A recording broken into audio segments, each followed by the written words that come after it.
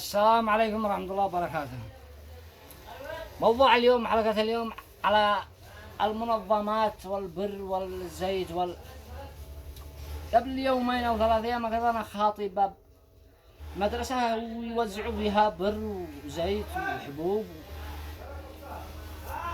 فجاء حصل خارج أكثر من اللي يسلموا من المنظمة ناس معهم زلط، يجي يضم معاك بزلط محمل وعسكر وبالبوابة. يعني ليش ما يمنعوهم؟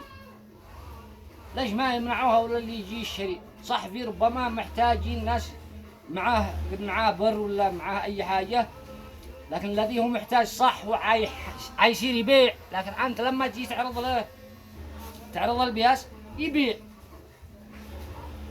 بثمن بخس، وأهل بيته كانوا أولى. لو كان روح أهل البيت كانوا أولى.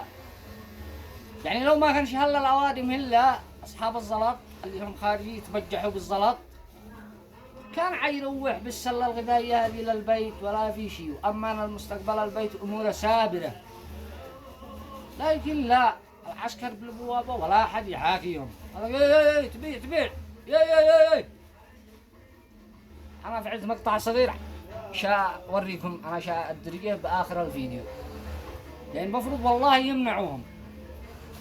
الذي هو محتاج صح للزلط هو عايشين يبيع، لكن في مش هو محتاج. أنت وسوست له ساعة إبليس بسر الزلط ولا لخج باع عرفت ايش راح يخزن، وهذا بيته كانوا لا. وهكذا خيرات خيرات خيرات. تحياتي.